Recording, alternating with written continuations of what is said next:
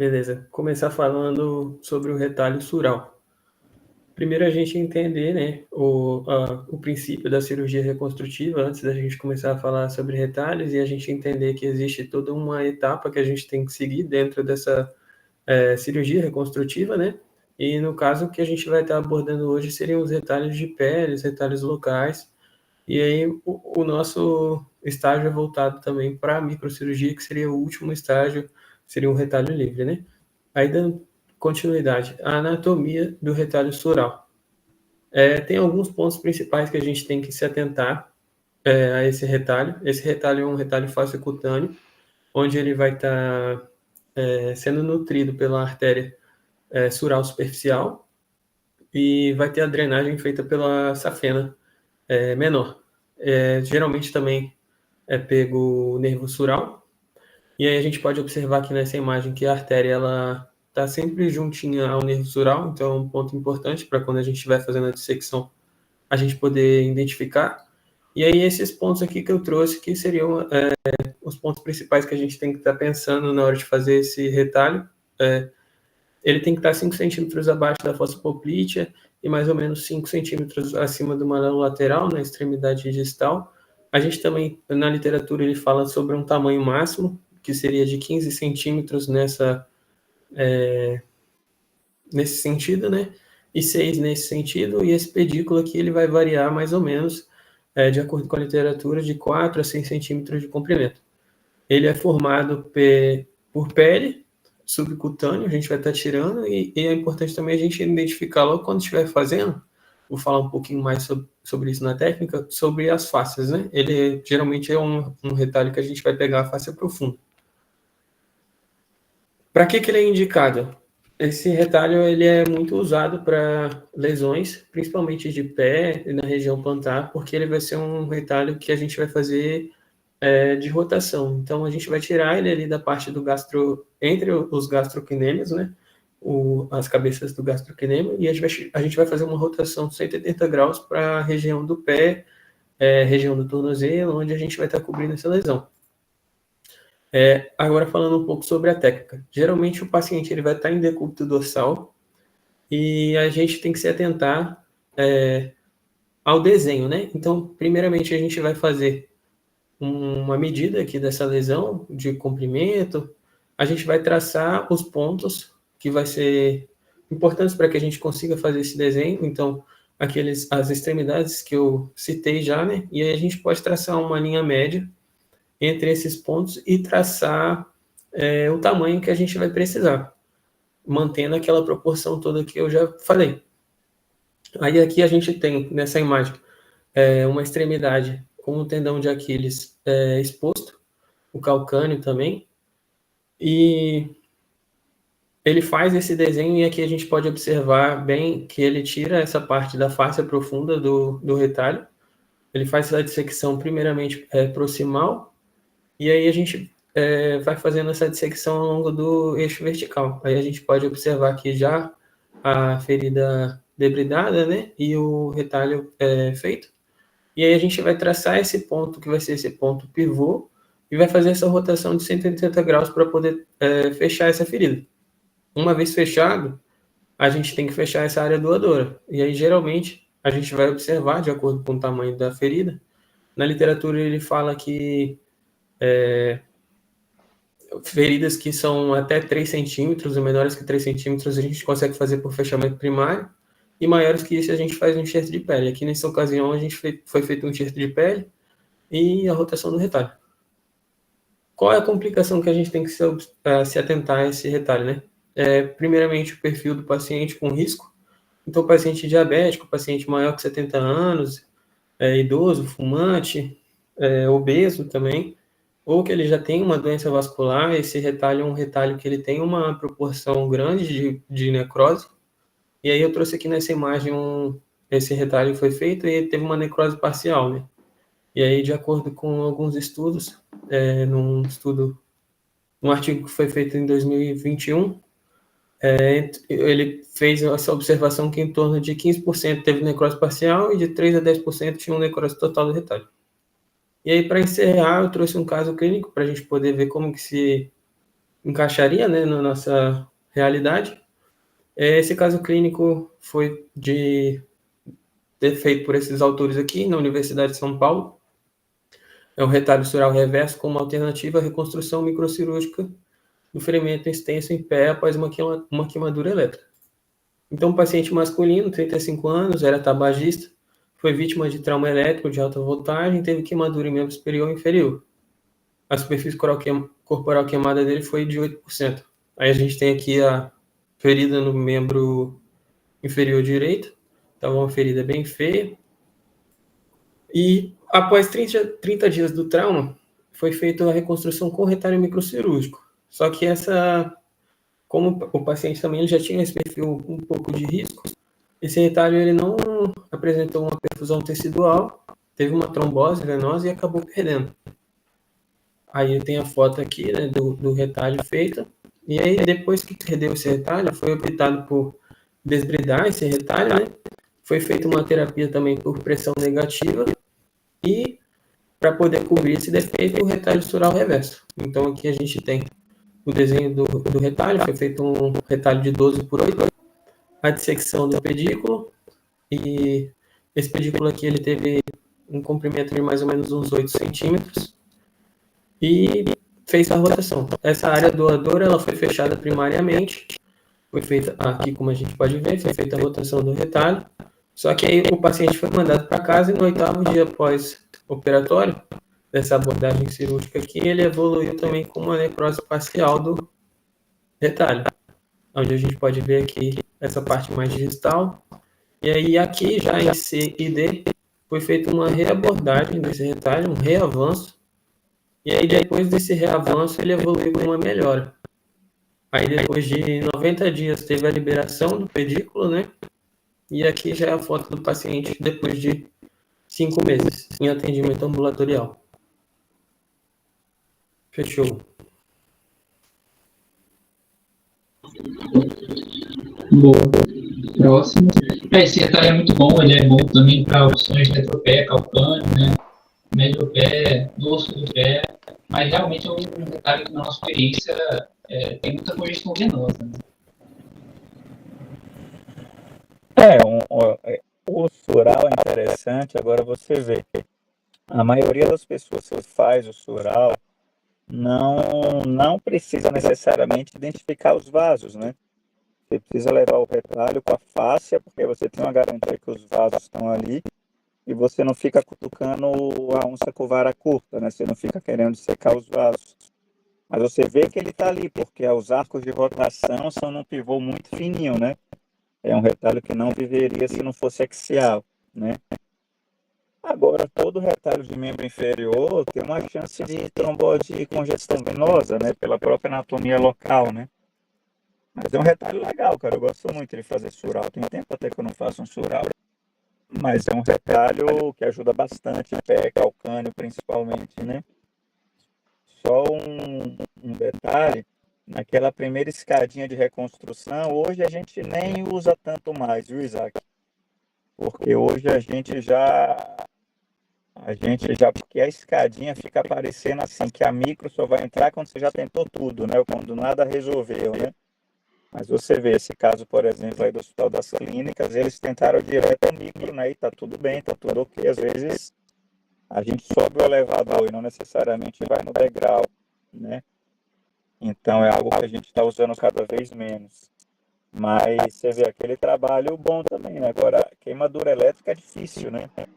Porque se a gente imaginar que a corrente elétrica ela passa pelos nervos e pelos vasos, a gente tem um fenômeno chamado eletroporação, que é como quase se você descolasse a íntima do vaso. Então, qualquer micro vai ser mais difícil, porque essa íntima já está descolada, você vai cutucar com o ponto e tem sempre uma chance maior de trombose, né? Perderam lá e você vê que perderam também o retalho local, né? Perderam parcialmente, né? Então, queimadura elétrica é um porre para a gente podar retalho, porque tem sempre comprometimento vascular associado. Mas furar um retalho, show de bola, cara. Show de bola. Para vocês, então, que vão ser ortopedistas, se souber fazer, vocês resolvem muita coisa ali de pé, né? mas não é um retalho que vai tão longe. Esse da USP foi um sucesso, né? Porque foi lá na Casa do Chapéu, né? A gente usa com bastante segurança para calcânio. Quando avança um pouquinho mais, ele já tem que ficar muito comprido, muito esticado e naturalmente com mais chance de perda. Mas ficou bom. Dúvidas, pessoas, sobre o Sural?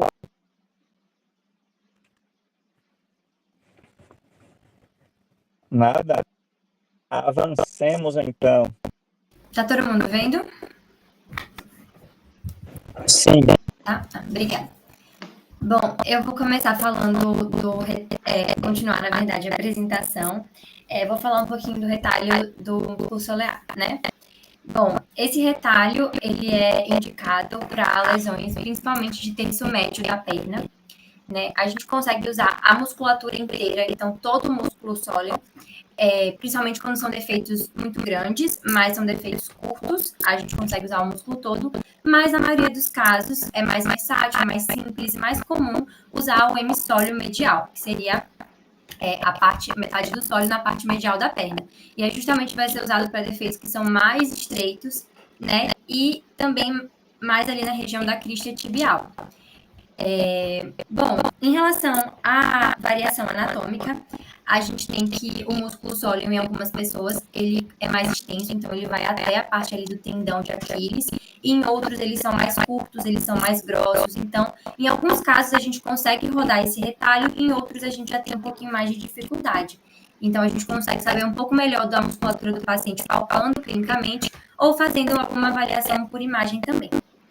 Em relação ao sofrimento vascular, a gente tem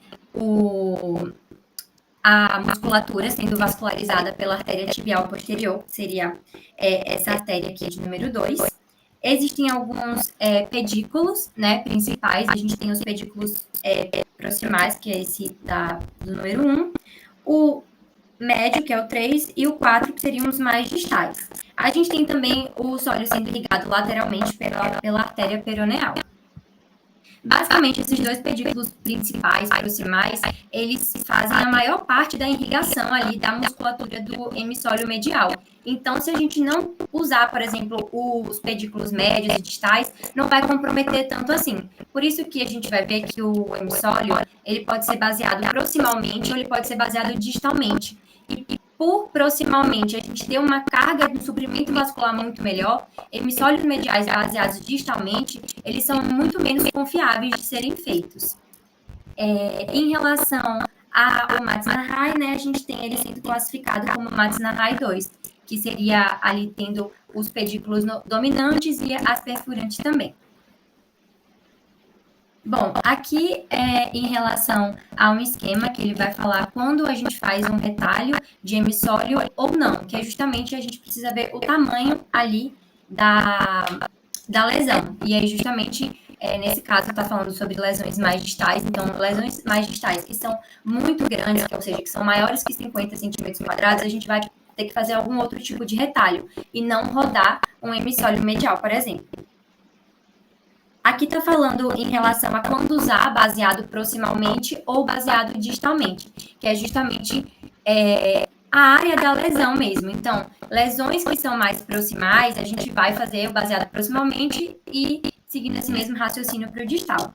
E aqui tem uma foto que basicamente mostra o retalho hemissóleo medial baseado aqui proximalmente. Então, a gente tem justamente esses pedículos principais proximais sendo irrigados, e aqui o baseado distalmente, que a gente vai usar como pivô o pedículo médio, né, para poder rotacionar aquele retalho. Basicamente, aqui está mostrando quando que a gente vai usar o baseado proximal, que seria muito mais para lesões mais ali na parte mais proximal da perna mesmo.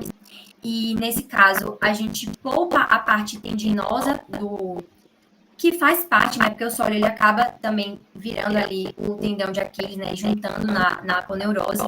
Então, quando a gente acaba preservando isso, a gente minimiza uma perda funcional muscular. E também a gente consegue rodar mais nesse tipo de retalho baseado proximal. No retalho baseado distal, a gente vai ter um retalho que ele vai ter uma angulação, uma rotação quase que de 180 graus, na verdade. Então, aqui é uma foto que mostra, então é muito mais usado para regiões de lesão ali no tornozelo, né? Na parte mais distal da perna mesmo.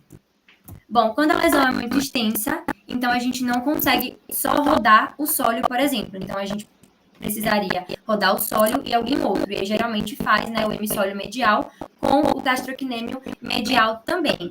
Claro que a gente vai rodar essas musculaturas se elas não fazerem parte da área da lesão. Então, se essas musculaturas não estiverem comprometidas, senão esse retalho ele não é feito.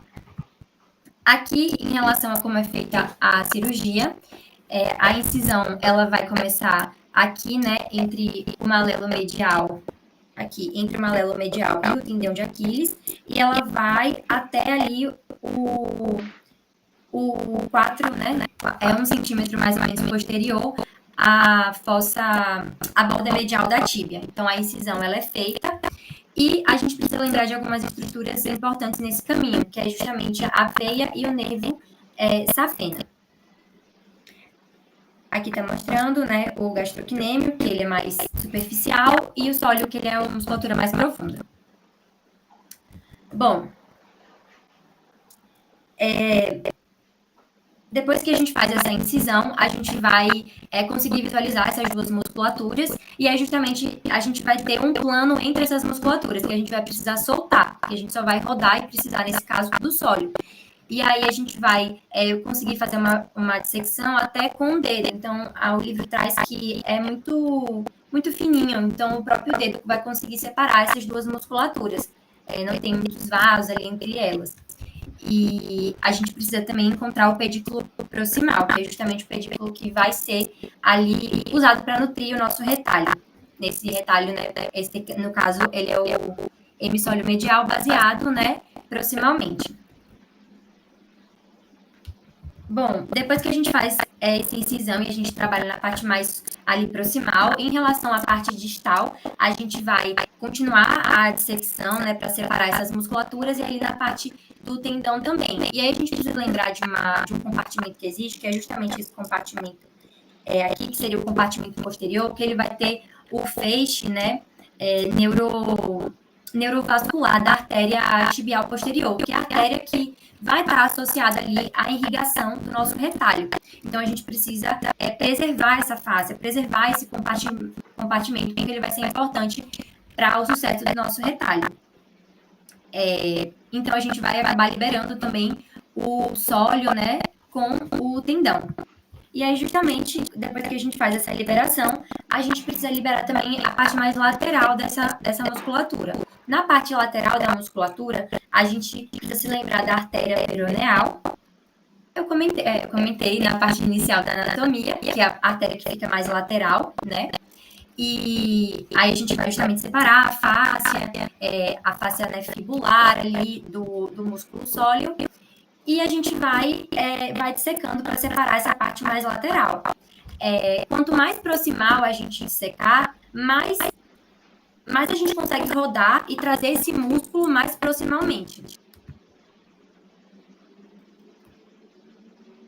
Aqui já é em relação ao hemissólio baseado distalmente. Nessa outra cirurgia, a gente já tem uma incisão que ela segue esse mesmo padrão, né, em relação ao malelo, em relação à parte mais posterior ali, mas ela vai ser usada para defeitos mais distais, né, da perna, como eu tinha comentado, defeitos de tornozelo, e basicamente o pedículo que a gente vai usar vai ser o pedículo médio. Então, a gente vai fazer a dissecção da parte proximal até o pedículo ali médio, e no pedículo médio a gente vai usar ele para poder rodar esse retalho.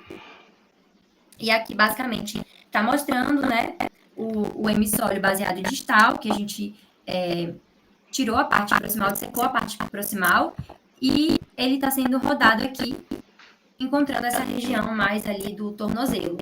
Só que, nesse caso, como ele tem esse tipo de rotação, ele vai ter uma fisiologia, né, de fluxo reverso. Então, ele não é tão confiável, primeiro, porque os pedículos, eles são menos o aporte vascular é menor do que os pedículos proximais da musculatura, e também porque ele tem mais chances de necrosar a ponta desse retalho, essa parte aqui, que seria a parte que entraria em contato, né, com o calcanhar, enfim. Então, ele tem uma taxa de menos sucesso, mas ele também é feito. Aqui, basicamente, é um resumão, mas acho que é só por estudo mesmo, acho que não vale a pena repetir, como já foi falado. E aqui é um vídeo que ele basicamente vai trazer a incisão, né? Aí a gente vai conseguir observar a incisão ali entre, mais ou menos na região do malelo, ali próxima à região mais proximal da tíbia. E a gente vai conseguir ver o gastrocnêmio, que é esse músculo mais superficial, e o sólido também, que é um músculo mais distal. Ai, que ótimo, eu avancei tudo. Deixa eu só botar para ir mais rápido aqui. Isso aí ele está usando o dedo, né, para justamente fazer essa separação entre as musculaturas, entre o gastrocnêmio e o sólio. E aí ele está mostrando.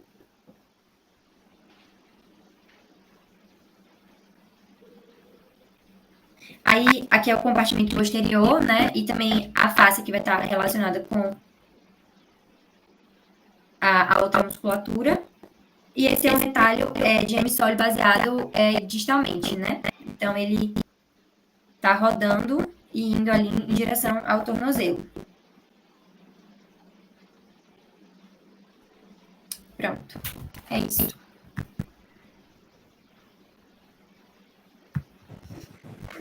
Ótimo, Júlia. E aí, pessoas, dúvidas de sólio? Vocês já viram fazer sólio ao vivo e ao cores? Tem feito? Doutor Bruno, a gente foi fazer um paciente que a gente rodou gastrocnêmio, mas não estava com uma perfusão boa distalmente, a gente decidiu não fazer. A gente reestruturou o tendão lá embaixo. Você sabe que o sólio, eu acho que é um baita retalho legal e teórico, entendeu? Eu já fiz alguns sólios e confesso que eu nunca perdi um sólio, mas, sei lá, meu N deve ter sido assim uns 10 retalhos ao longo da minha vida. Eu nunca perdi um sólio, mas não é um retalho que eu gosto não, cara. É um retalho que eu sempre faço e fico assim, meio que nem as micro, entendeu? Você sempre diz, ai, caceta, vamos ver o dia seguinte.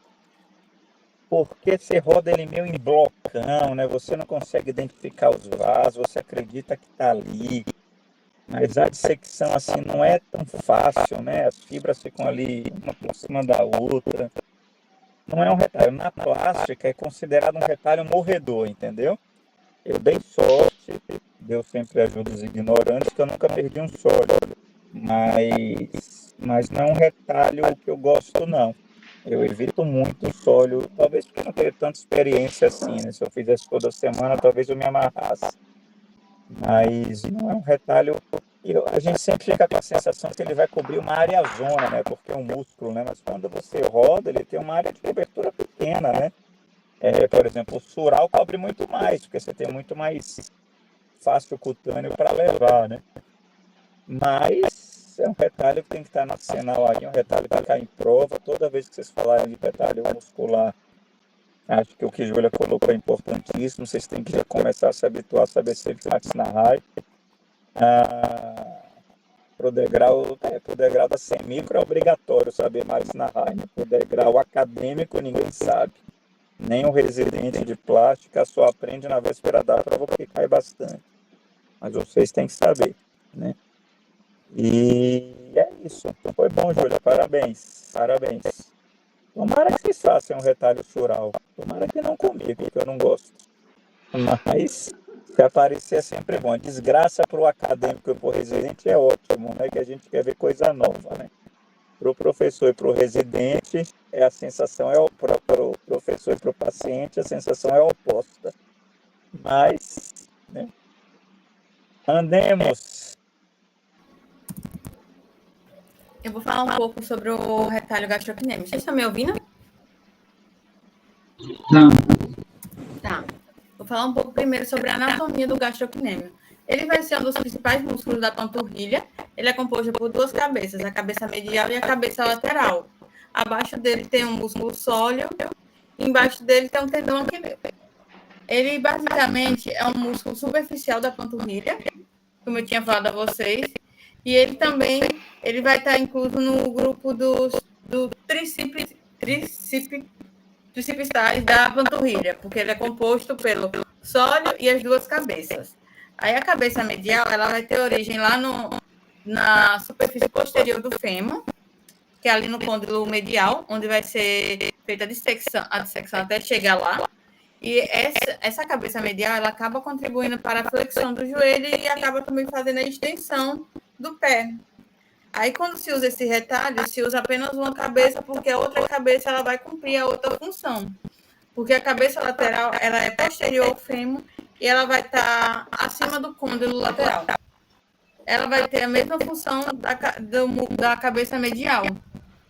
Ambas vão estar inseridas no tendão de Aquiles para formar o tubérculo calcâneo, que vai ser responsável pela extensão plantar do pé. Esse músculo ele vai estar inervado pelo nervo tibial, que vai ser uma ramificação do nervo ciático. Aí o nervo tibial ele também vai inervar outros músculos, como o Júlia tinha comentado, do nervo sólio.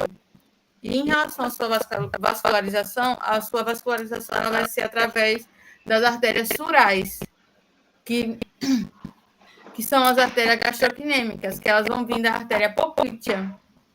É por isso que ele é dito como um retalho tipo 1. Mais na frente eu vou falar a vocês. Aí ele vai ter uma boa vascularização, porque tem um bom calibre essa artéria. Aí, nesse caso, é um bom músculo para a cirurgia reconstrutiva, porque ele tem um bom potencial de sobrevivência. Aí, esse músculo ele vai ser responsável pelo salto, por correr, por andar e por caminhar, e também pela flexão do joelho e tornozelo. Aí, falando um pouquinho sobre o gastrocnêmico, a classificação. Ele é um tipo 1, por quê? Porque ele tem um pedículo único de nutrição, mas é um bom pedículo que permite uma boa nutrição para ele, que não favoreça a morte ou a necrose dele. A técnica dele vai ser basicamente, em relação à cabeça medial, vai ser fazer uma inserção 2 centímetros abaixo da borda da tíbia, porque abaixo dessa borda a gente vai acabar protegendo o nervo safena e a veia safena. Essa inserção ela vai ser basicamente 10 centímetros até expor esse músculo, mas vai ter um cuidado para não tirar a fáscia do músculo, porque essa fáscia ela vai prevenir a necrose, porque ela vai manter o contato com a tuberosidade que vai acabar cobrindo. Aí, após entrar na fáscia, a gente vai acabar tendo que separar do sólio, que a Júlia tinha comentado. Essa separação ela pode ser manual, porque é muito fácil de separar. Aí vai separar até chegar nas duas cabeças e um marco anatômico para separar as duas cabeças vai ser a artéria sural e o nervo sural, que vai marcar essa divisão. Aí, quando separa essas duas cabeças, vai tentar ir até o tendão de Aquiles, porque o tendão aquileu, porque vai ser a partir dali que vai acabar suturando a outra cabeça que ficou. E, posteriormente, fazendo a rotação da cabeça, principalmente da cabeça medial. Essa cabeça medial, ela pode ser usada para, basicamente, qualquer cobertura cutânea inferior. Eu vou mostrar para vocês. É o caso pode servir para cobrir a porção plantar do pé. Por quê? Porque ele acaba sendo, do mesmo jeito que foi a aplicabilidade sólida, ele vai ser um retalho distal. Porém, aí nesse quesito tem que observar se vai a perfusão tecidual. Outra coisa também vai ser sobre cobrir a porção da tíbia que perdeu alguma síntese. Outra forma também vai ser cobrir o dorso do pé ou a patela. Ele é mais usual cobrindo porção mais superior do que tão distal. Aí tem uns videozinhos que eu vou mandar para vocês, porque os vídeos estavam muito longos, porque são dos indianos. Deu para entender um pouquinho?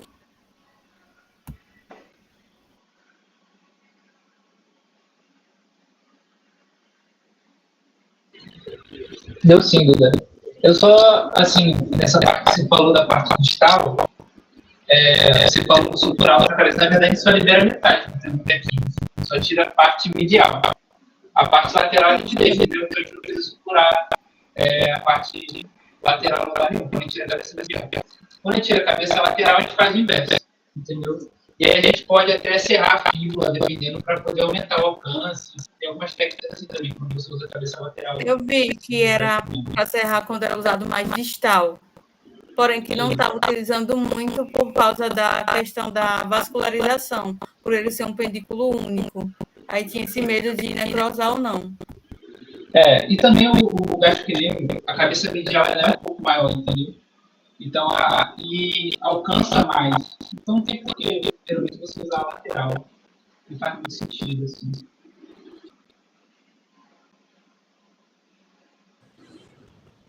Na verdade, o gastrocnêmio, na teoria, eles falam um monte de coisa, né? Mas na prática, você só vai usar ali para cobrir o regiãozinho muito pertinho, né? Porque ele vai ter, por ser tipo 1, ele vai ter um arco de rotação muito curto, e ele é um músculo grosso, né? Diferente do sóleo, que é mais esticadinho, ele é um músculo grosso. Então, na verdade, a gente vai usar com segurança ali para a região de joelho, né? Esse papo aí de laterço, proximal de pé, olha, quero ver. Isso aí só dá certo no livro, entendeu? Aquele papinho do Congresso, do artigo de Isaac da USP, né? Olha, fizemos um retalho, o paciente foi para casa, não se cuidou e perdeu o retalho. Caceta nenhuma, o retalho não chega ali, é difícil gastrocnêmio, né? Agora ali para a região de terço de joelho, vá lá, né? Mas também fica feio, né? Não é algo assim que a gente goste tanto, não. Vocês já viram fazer gastrocnêmio? Já, tem até um paciente, aquele que eu mostrei para o senhor na aula de segunda. É verdade, ali foi para cobrir o quê? Foi para cobrir a região da tuberosidade da tíbia e a patela, que tinha perdido a cobertura. Mas ali praticamente nem girou, né? Ou só deslocou o gastrocnêmio, né? Foi. Você só soltou e jogou um pouquinho para o lado, né? Você não usou arco de rotação, né? E quando tem que usar é um arco muito curtinho, né? É muito limitado o gastrocnêmio também, né? Mas está em prova como uma das principais coberturas de região de joelho, né? Mas, por exemplo, quando você tem anterolateral, você leva um retalho mais seguro, mais com uma condição de levar muito mais tecido, um retalho mais fino, mais anatômico, mais estético, né? Então, o gastrocnêmio, ele vai ficar assim, tem uma perdinha de substância ali do ladinho dele. Tá, tudo bem, solta e puxa um pouquinho para o lado. Agora, grandes arcos não vai usar, não. Ainda mais com o anterolateral agora tão tranquilo, né? Tão difundido, ele vai acabar ficando mais limitado. Mas é importante saber o max na raio do gastrocnêmio e segue o jogo, tá? Sempre é bom. Quanto mais espadas na bainha, melhor para o samurai, né? Então, quanto mais retalhos soubermos, melhor para a gente, né? Show de bola. E esse videozinho dos indianos, você vai mandar onde? No grupinho de vocês? Eu não vou ver, não. Vou mandar no grupinho da gente e mando para o senhor, mostro para o senhor amanhã. Tá bom? Okay. Porque tem 10 minutos. Ok, combinadíssimo. Que mais? Que temos? Próximo. Depois, no final da aula, eu mostro para vocês uns 4, 5 casos que a gente está operando, para mostrar para vocês que não viram as cirurgias, né? Uns exemplos sobre esses casos.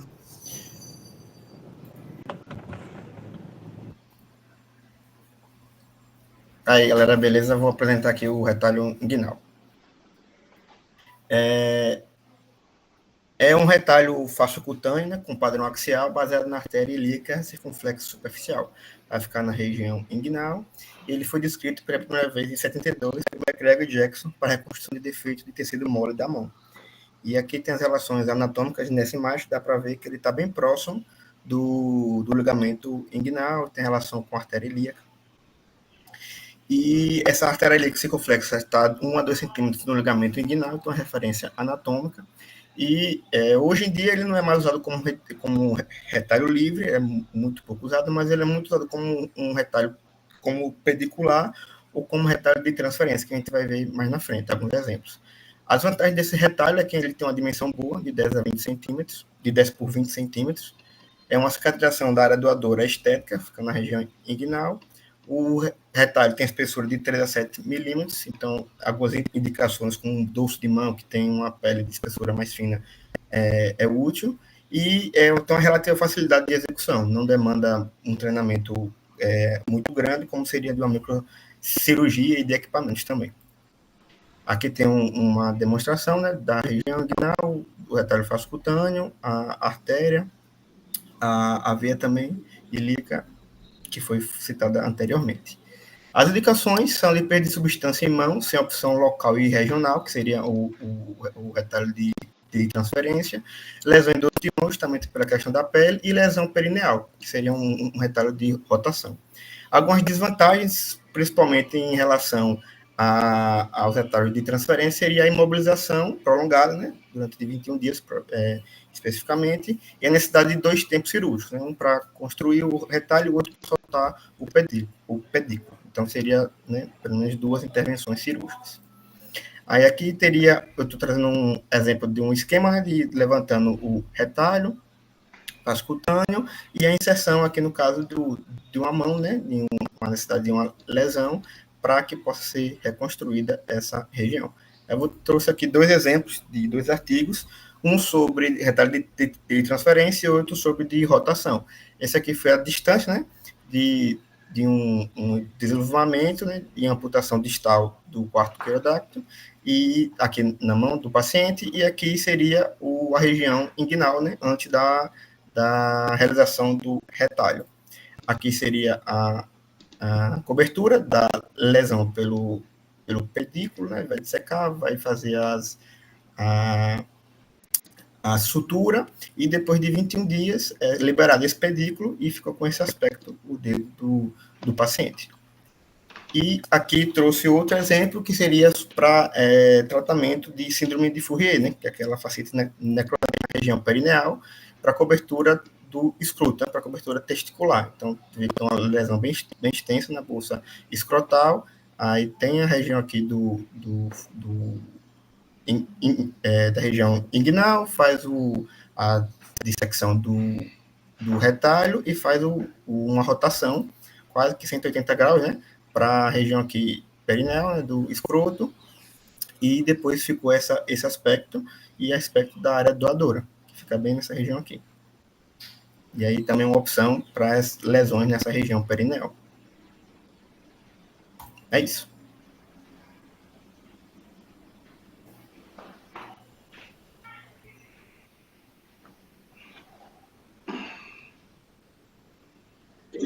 Isso aí, é um retalho que a gente já utilizou já, para a questão da mão. O problema é que quando você deixa muito tempo mobilizado a mão, o ombro começa a ficar duro, né? E é um problema quando você usa, assim. Mas é um retalho que a gente até já usou, acho que eu já vi 1 ou 2 já.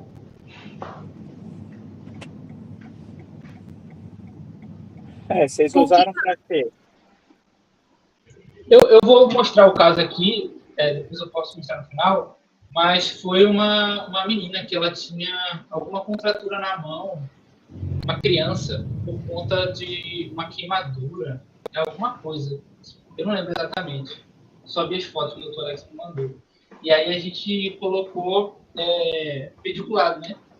Fez um tubo e colocou na mão. Uhum. É isso aí. Esse caso aí que do dedinho ficou ótimo, né? Ficou ótimo e você vê ali foi uma imobilização até tranquila, né? Porque foi com um dedo preso só, né? Agora, esses que são mão toda, incomoda demais o paciente, né? Agora, resolve, né? Aí é custo-benefício. Resolve. Não é nada que esteticamente é assim excelente, mas cobrindo partes moles já resolve tudo certo. Eu quero ver esses casos de vocês aí. Toda vez que eu fiz esse retalho, Eu achei que ficou muito ruim esteticamente, mas eram casos piores. Agora, esse caso que Heráclito mostrou ficou excelente. Achei ótimo, né? Mas ali foi um caso que parece que foi feito para retalho inguinal, né? Só ali, ó, falange média e distal, né? Um dedo só, né? Ficou ótimo aquele lá. Mas é um retalho que é fácil e resolve, às vezes, uma coisa que não dá mão, não dá que retalho a gente usaria numa mão. Pensa naquele dedo lá, que retalho usaria? Não tem retalho. Você vai fazer um chinês para chegar lá na mão, naquele dedinho, é muito traumático. É melhor amputar o dedinho, né? Dá mais um quarto dedo, né? Agora o inguinal resolveu, né? Então é sempre um bom artifício para saber fazer e é fácil, né? Para Fournier não é muito que a gente costuma usar, né? Ficou interessante também, né? Mas o Fournier, a gente tem muitos casos de muitos retalhos de coxa que a gente usa com mais frequência para tratar Fournier ou perda de escroto, qualquer outra patologia, né? Achei uma opção interessante também, né? Pois eu quero ver os casinhos de vocês aí.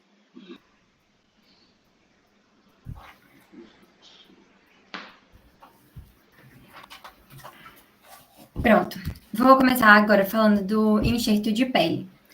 Bom, de maneira bem rapidinha, a anatomia da pele, a pele vai ter duas camadas, né? A epiderme e a derme. A epiderme é a camada mais superficial da pele, então corresponde a assim, 5% da espessura da pele, e a gente vai ter 5 estratos nessa epiderme, que são esses estratos que estão aqui na foto, né? O córneo, o lúcido, o granuloso, o espinhoso e o basal.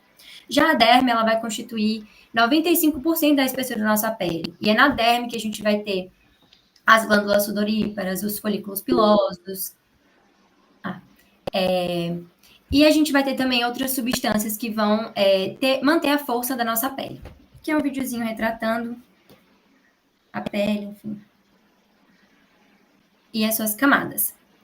Bom, o que é um enxerto de pele? Basicamente, o enxerto de pele é a transferência de um tecido, né?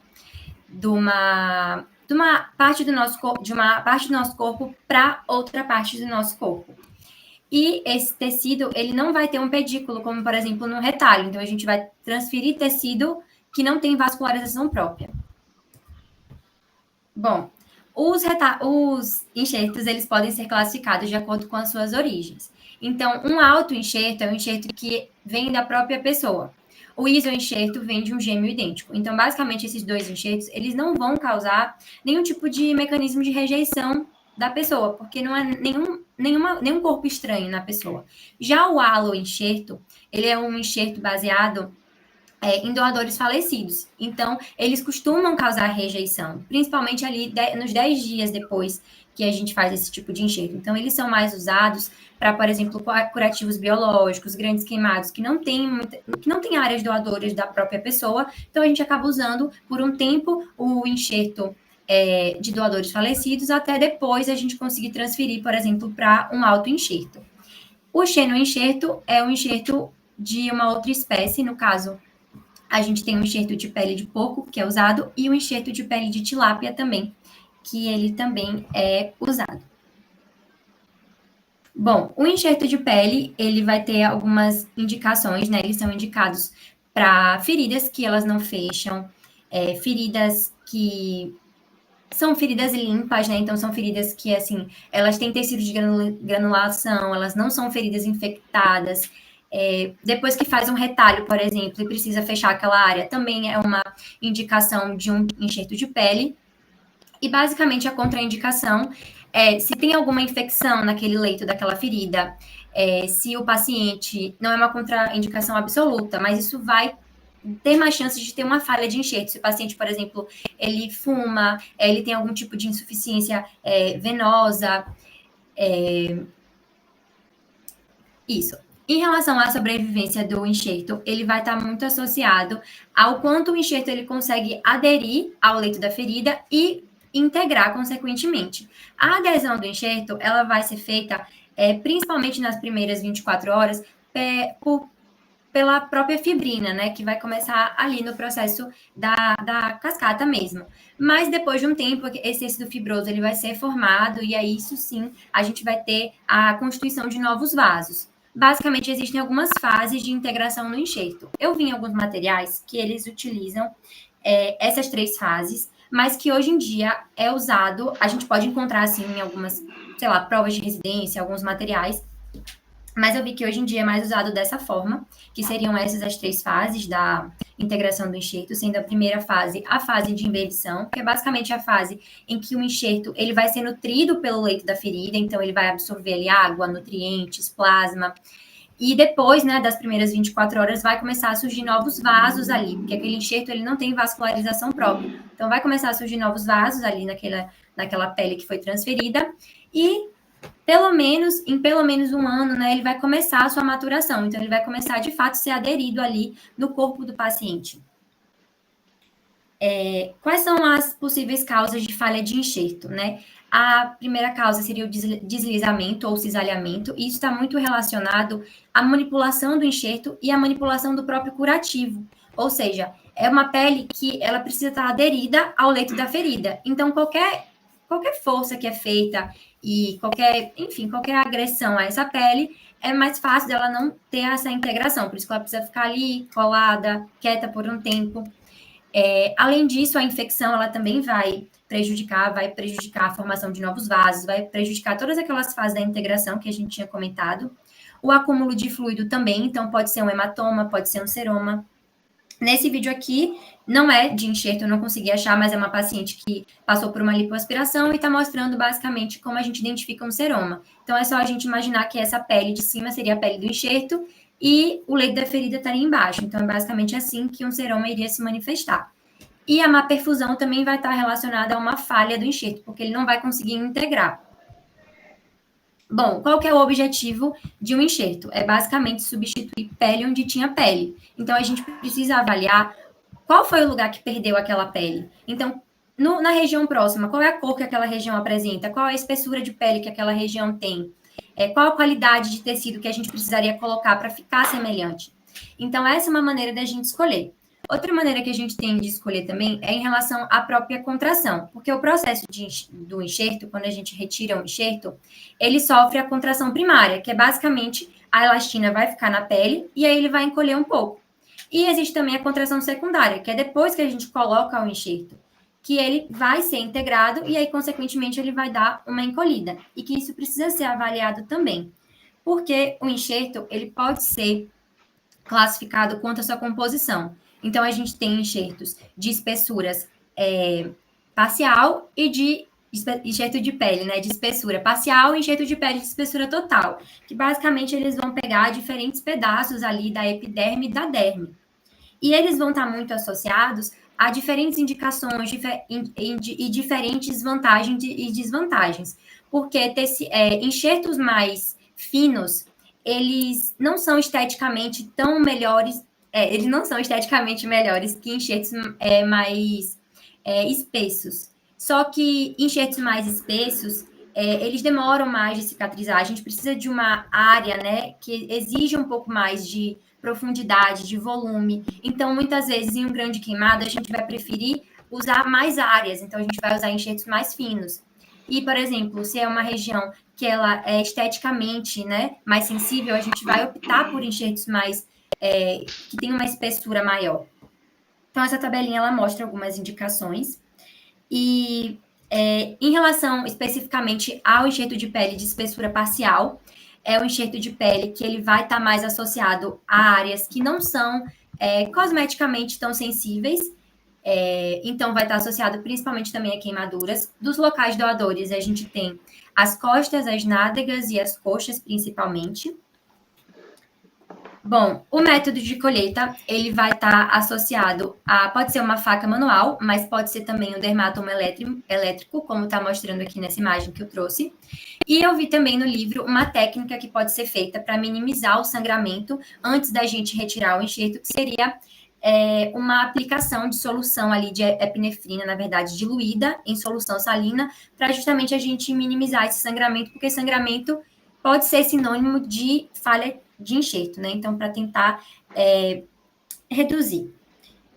O modo de aplicação do enxerto, ele pode ser aplicado em folha, que é essa primeira imagem. A gente consegue ver que ele é em um só, né? Então, ele não tem furo nem nada, exatamente da forma que a gente tira o enxerto, entre aspas, né? E ele, esteticamente, ele é melhor do que o outro método que a gente vai fazer os cortes, só que, exatamente por a gente não perfurar, a gente pode fazer com que haja maior acúmulo de líquido ali dentro. Isso pode prejudicar o nosso enxerto, porque é uma das causas de falha, né, quando a gente tem algum líquido. E o outro método seria esse método aqui, que é o malhado, que esses cortes longitudinais são feitos porque, além da gente ter um espaço para o líquido sair, por exemplo, a gente consegue aumentar o enxerto também. Então, o enxerto que era de um tamanho, ele consegue, às vezes, aumentar, por exemplo, quase 2 vezes mais o tamanho original dele. E aí, isso é muito útil, né, para poucos locais doadores e muitos locais receptores, por exemplo, em grandes queimados, por exemplo. Mas, claro, ele tem um resultado estético inferior. Em relação à área que recebeu o enxerto, a gente vai fazer um curativo de Brown, que a gente já teve a oportunidade de ver algumas vezes os meninos fazendo, que é aquele curativo compressivo, é um curativo que justamente vai fazer com que o enxerto ele integre melhor, né, ao leito da ferida, para justamente ajudar a vascularização. E ele é justamente compressivo para evitar que haja deslizamento daquele enxerto, então que não haja falha também. E aí a gente vai deixar por 7 dias esse curativo. E eu vi que outra forma também da gente tratar essa área receptora seria a terapia por pressão negativa, que basicamente vai fazer uma pressão uniforme ali na região receptora. E aí isso vai fazer com que o enxerto ele integre por completo. E aí isso facilite a integração. Em relação ao local doador, a gente vai ter que aplicar algo que não grude e também um antibacteriano. Então, vai ser usado ou o alginato ou a gase de petrolato. Eu vi no livro que, em termos da literatura, o alginato ele era mais preferível, mas que, por ser mais fácil de manipular, enfim, mais comum, a gente vai ver mais por aí o petrolato. E aí, justamente, vai fazer... Ele também vai fechar, né, para poder a gente reepitelizar. Esse paciente ele vai demorar mais para reepitelizar, pelo menos umas 2, 3 semanas, depende do quanto também foi tirado. Em relação aos enxertos de espessura total, a gente tem que os locais doadores, a gente tem a região pré e pós-auricular, a gente tem região supraclavicular, região de virilha, pode-se usar punho, mas geralmente costuma-se evitar. Em relação às indicações, já são para regiões mais esteticamente sensíveis, né, cosmeticamente sensíveis, e a gente tem essa coleta feita de uma maneira em elipse, para justamente ajudar o fechamento por primeira intenção dessa área doadora. E aí ele vai ser feito em elipse, né? E o curativo ele segue a mesma coisa da espessura parcial em relação ao curativo de Brown. Eu só queria falar que em relação à aplicação, é interessante que, como é a espessura total, quando a gente retira essa parte desse enxerto, a gente remova essa parte mais subcutânea, essa parte mais gordurosa, para que o enxerto ele integre melhor no leito da ferida, porque se ficar é mais fácil da gente não ter essa integração. E durante a reepitelização, esse enxerto ele é mais comum de ter uma coloração diferente. Então, ele acaba ficando mais cianótico do que, por exemplo, um enxerto de espessura parcial. Aqui só são algumas fotos mostrando. É isso.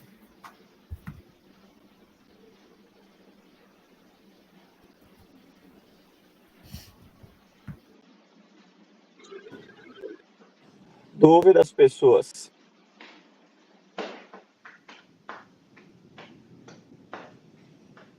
Nada? Enxertos nem vão ficar dando muita trela aí, porque vocês têm que ir pro centro de queimado, né? E aí vocês vão ver enxertos gigantes assim, se faz enxerto dia sim, dia também, né? Então vão lá que a gente vai discutir enxertos com muita frequência. Mas foi ótimo, Júlia. Pequenos detalhezinhos assim, eu sei que nos livros vocês veem escrito curativo de Brown, do jeito que você escreveu de marrom, mas oficialmente não é, tá? Curativo de Brown, curativo de quem criou, e é BRAUN, N de navio, tá? Eu sei que a maioria dos livros vai trazer assim, porque eles ficam fazendo Ctrl+C, Ctrl+V de outras coisas que fizeram assim. Mas originalmente o artigo de Brown, que criou, o nome dele é D.R.A. Wayne, não é de Mrs. Brown, não. Outra coisa, tecnicamente, quando você falou dos enxertos heterólogos, né, de pele de cadáver, tecnicamente ele não tem rejeição, né? Porque, na verdade, o enxerto de pele de cadáver, ele é um enxerto acelular, não tem célula ali. A pele de cadáver ela é toda preparada e mata todas as células. Por isso que ele não integra, por isso que ele não vira a pele como um transplante de órgão normal, né? Você tira a celularidade dele e você deixa só a matriz proteica. E já que não tem célula, ele vai morrer. Ele não vai se tornar um organismo vivo, então ele é um curativo biológico que salva vidas. Mas é o que você falou, ele vai ficar ali no leito 10, 14 dias no máximo, assim. Ele morre porque ele morre, ele não tem vida, não tem celularidade. Então, em teoria, não é uma rejeição, tá? Do ponto de vista acadêmico. Mas foi ótimo, viu? Foi ótimo. A questão de embebição, inosculação, neovascularização, são termos mais antigos, mas a gente ainda usa mais isso em discussão do que as terminações novas, né? E é isso, vocês fazem bastante enxerto, né? Na semicro, né? Para enxertar as áreas doadoras ou por cima dos retalhos. Vocês usam dermátomo elétrico. A gente tem que comprar um dermátomo manual, uma faca de Blair, porque dirigir carro automático é fácil, né? Mas todo mundo deveria começar a aprender com manual, né? Por exemplo, no centro de queimados, a gente tem dermátomo elétrico, e o nosso é muito bom, mas o residente faz com o dermátomo manual, né? Porque tem que saber, né? Porque, na verdade, só para vocês terem uma ideia, nenhum hospital privado de Sergipe tem o dermátomo elétrico. Só quem tem é a Semicro e o centro de queimados, né? E quem tem é o centro de queimados, não é o Estado nem a Secretaria de Saúde, não. É doação para o centro de queimados, tanto que a gente não empresta para seu ninguém, né? Então, mas tem que aprender no manual. A gente vai comprar uma faca de Blair, se bem que vocês vão detonar muito, né? Melhor não. Vamos deixar isso aí para quando vocês forem residentes, né? Para vocês terem responsabilidade legal.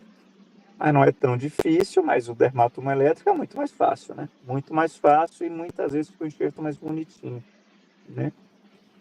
Mas foi ótimo, Júlia. Parabéns. Vão ao centro de queimados, hein? Quem que já foi de vocês? Ninguém, né? Isaac já foi, Micaela já foi. Como vocês quiserem. Eu já fui, professor. Heráclito, você estava lá sexta passada, né? É muito concorrido, professor. Quando sai a lista, em 1 minuto já acaba as vagas. Tem alguém que vai essa semana? Sexta eu tô lá. Vou sexta também. Boa. Então vamos. Essa semana é o que a gente vai debater, Heráclito? É enxerto. Enxerto e retalho, professor. Então pronto. Tá bom que vocês já estão tinindo, né? Então, a gente vai fazer uma discussão. Chega lá. A gente faz uma discussão um pouco mais ampla lá, porque temos mais tempo. Mas debateremos isso aí sexta-feira. Achei muito bom. O que mais? Agora sou eu. Deixa eu me apresentar aqui. Chega lá, vai ter que representar, né? Vou perguntar. E aí, Semicro? Eu sempre pergunta. Semicro se ferra lá. Tá. Estão vendo aí, né? Eu vou falar de enxerto ósseo. Tá assim rápido, porque o assunto é extenso. Então, as principais regiões doadoras que a gente vai ver aqui vai ser basicamente a crista ilíaca, a tíbia, tanto a porção proximal quanto a distal, a porção distal do rádio e o trocante maior do fêmur. As complicações, tem várias complicações. Geralmente, em cada enxerto desse, não é tão comum ter complicação, mas quando tem dor local, hematoma, pode ser superficial ou profundo, uma lesão vascular ou nervosa, se tiver muito cuidado na hora de tirar o enxerto, infecção, né, sempre, e fratura da área doadora. E além do enxerto ósseo, também tem a técnica de Masquelet, né, que é a membrana induzida, que a gente vai falar dela mais para frente. Então, o enxerto ósseo ele vai ser usado para dar estabilidade estrutural, para preencher uma falha óssea, um vazio ósseo, e para melhorar o tempo de consolidação. Às vezes até iria consolidar, mas o enxerto ósseo vai ser mais rápido. E tem vários tipos de enxerto ósseo. Tem enxerto ósseo de osso cortical, de osso esponjoso, tem enxerto córtico esponjoso e até o vascularizado. Mas é bom lembrar desses 3 princípios aí, que é a osteocondução, osteoindução e a osteogenia. A osteocondução é basicamente o osso, o enxerto, funcionando como um andaime para que novos vasos consigam entrar nele e que células osteoprogenitoras também consigam passar por ele. Então é importante ter essa característica da osteocondução. A osteoindução induzir é basicamente conseguir recrutar células-tronco para criar células osteoprogenitoras e aí formar osso. E a osteogenia já são os osteoblastos em si para formar os ossos. Então, no caso do osso cortical, por exemplo, ele é um osso que tem a osteocondução, ele consegue ser invadido por vasos, por células osteoprogenitoras, mas ele não vai ter tanta osteoindução e tanta osteogenia quanto o osso esponjoso. Ele já tem uma boa quantidade de osteoblastos, ele vai formar bastante osso, e além disso tem citocinas, tem fatores de crescimento que vão recrutar células-tronco para se transformar em osteoblastos e condroblastos. Então, nesse sentido, o osso esponjoso é mais vantajoso do que o osso cortical. Mas o osso cortical tem a vantagem de ter mais estabilidade. Você precisa de estabilidade instantânea, você coloca o osso cortical. E você pode misturar. Então, já acabei adiantando isso daqui. E um defeito do osso cortical é que ele vai ter incorporação mais lenta. Então, dependendo do tamanho do osso cortical que for enxertado, ele, na verdade, no começo, ele vai ser reabsorvido pelo organismo, então ele vai perder um pouco de força. Depois que ele for incorporado, depois de cerca de 6 meses, ele vai ser completamente incorporado, aí ele vai voltar a ganhar força. E o osso esponjoso, geralmente é para falhas ósseas um pouco menores do que 5 centímetros. E como ela vai ter uma maior área de superfície, vai ser incorporado mais rápido pelo corpo. Com relação ao manuseio e armazenamento, o artigo ele chama a atenção que, em comparação com um enxerto ósseo que você armazena livremente, sem nada, o que é armazenado em uma solução salina ou uma solução de glicose, a 5%, tem 2 coisas. Tanto o metabolismo ele vai ser maior ali, quanto os osteócitos eles vão morrer menos. Então, uma quantidade menor de osteócitos que vai morrer, então vai ser melhor se você armazenar ele assim. E quando você for colocar o enxerto, você pode misturar com um pó de antibiótico para reduzir o risco de infecção. E ainda tem o enxerto vascularizado, que vai, como a gente sabe, vai trazer um pedículo vascular. Ele é indicado para o enxerto ósseo vascularizado livre para falhas maiores, acima de 12 centímetros de falha óssea. E os osteócitos sobrevivem bastante. Cerca de mais de 90% dos osteócitos continuam vivos. E é interessante trazer ele junto com pele para você conseguir monitorizar a vascularização desse osso. E os principais locais que vão doar enxerto. O principal é a crista ilíaca. Você pode ter uma abordagem anterior ou mais posterior. Da abordagem mais anterior da crista ilíaca, você tira cerca de 3 centímetros cúbicos de osso e da mais posterior, 30 centímetros cúbicos. Ela é a mais utilizada porque tem uma boa quantidade de osso disponível, é fácil de acessar a crista ilíaca. Eu repeti ali, fácil acesso. Aí tem esse vídeo aqui, mostrando basicamente da crista ilíaca anterior. Ele primeiro vai identificar a crista ilíaca anterosuperior. Ele se afasta posteriormente 1 a 2 centímetros dela, para evitar um nervo, que eu esqueci agora, que passa ali. E aí, o cutâneo femoral. Isso, cutâneo femoral. Obrigado, Marcos. Cutâneo femoral lateral. E aí ele está achando um plano avascular entre o subcutâneo e o músculo, identifica o osso ali, mede o tamanho do osso que vai ser utilizado, vem com uma serra óssea, abre uma janela, que vai ser usada de osso cortical. É importante abrir bem para, na hora de tirar, não tirar mais do que o que devia e acabar fraturando o osso. E depois que você retira essa parte cortical do osso, pela janela que você abriu, ele está começando tirando ainda, você consegue tirar agora osso esponjoso, com cureta e medula óssea também. E aí dá para fazer um enxerto córtico esponjoso. Você vai ter as vantagens dos dois. Pronto, é basicamente isso. Depois, tirando agora com a cureta, a parte do osso esponjoso e medula óssea. E agora colocando um pouco de colágeno ali antes de fechar. que vai fazer assim. E aí tem várias complicações, só que as complicações foram relatadas, né? Mas é muito baixo o índice delas, tá? Em torno de, eu não lembro exatamente cada uma, mas é coisa de 1,5%, 1,7%, 0,8%. Então, é raro ter complicações. E só chama atenção para essa hérnia incisional, porque o abdominal oblíquo, ele vai se inserir ali no lábio interno da crista ilíaca e ele vai precisar ser levantado para você tirar o osso, para você tirar o enxerto, e pode ocorrer depois de ter uma hérnia do intestinal, por exemplo, porque o músculo não foi reinserido. E aí é preciso reabordar, né, para corrigir essa hérnia. Então, tem todas essas possíveis lesões, lesão vascular, lesão... essa marcha de Trendelenburg é interessante também porque o glúteo médio ele se insere no lábio posterior da crista ilíaca. Então, você pode acabar lesando ali quando você vai fazer uma abordagem posterior, e aí pode ter esse sintoma no paciente. Certo? Um outro local que é possível tirar é a da tíbia proximal. Eu tinha marcado aqui, mas saiu. Mas vocês estão vendo aqui. Eu consigo escrever? Não. Tudo bem. Mas aqui, entre a tuberosidade da tíbia e o tubérculo de Gerdy, se você for fazer uma parte lateral da tíbia, então a orientação é mais ou menos um dedo de distância do tubérculo de Gerdy para a medial e um dedo de distância da tuberosidade da tíbia. Então, você vai fazer esqueci o nome do aparelho agora, para abrir o osso. E você pode fazer tanto na lateral quanto na medial. Geralmente, esses outros locais doadores de enxerto ósseo, eles vão ser usados ali por causa da proximidade do campo cirúrgico. Então, você está precisando de osso para o mesmo membro, o membro ipsilateral, o membro inferior, e aí você já está com o campo cirúrgico ali, então você acaba tirando o enxerto daí. Né? Você pode tirar tanto da face medial quanto da lateral. E, geralmente, nesse tipo de enxerto, você pode ter apoio imediato depois da cirurgia, menos se você tirar pela cortical medial, aí é interessante deixar de 4 a 8 semanas para poder ter apoio. Ok. Então, e vai tirar até 7 centímetros cúbicos de osso. Então, tem bastante osso também. Um outro lugar é a porção distal do rádio, né?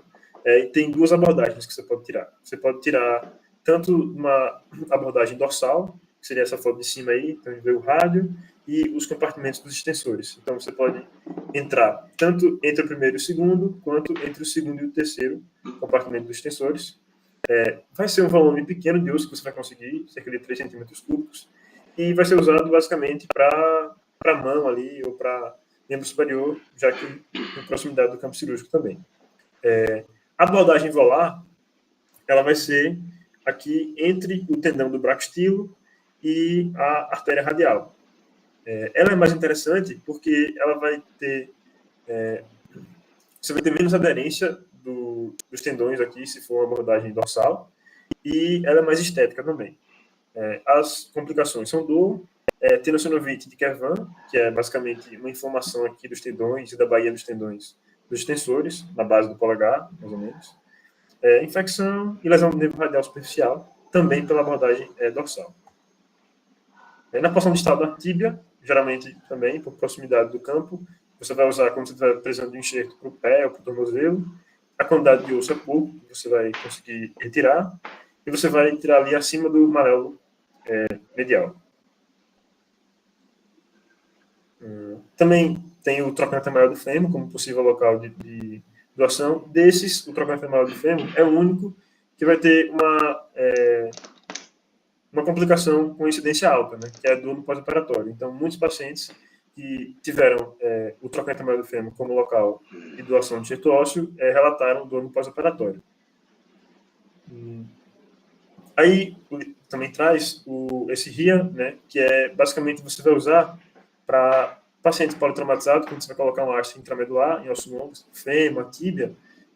Esse aparelho é interessante porque quando você colocar a haste intramedular, você pode aumentar a pressão dentro do osso, e você pode acabar tendo gordura indo para os vasos e gerando uma embolia pulmonar gordurosa ou até uma embolia pulmonar não gordurosa.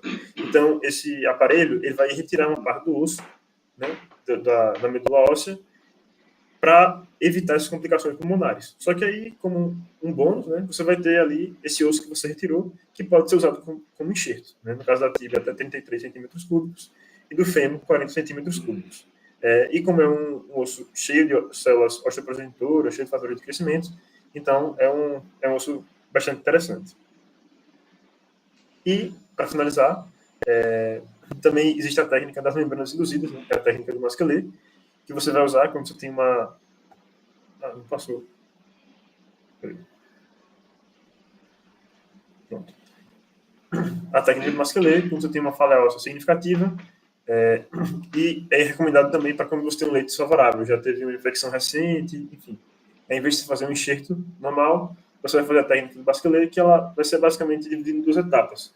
A primeira etapa, você vai colocar um cimento ósseo para espaçar, e ao redor desse cimento vai se criar uma membrana induzida, que ela vai ser bastante vascularizada, vai ter muitas toxinas e fatores de crescimento que vão ajudar na consolidação do osso.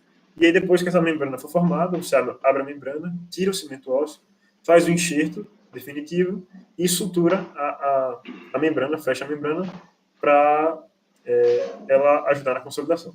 E é isso.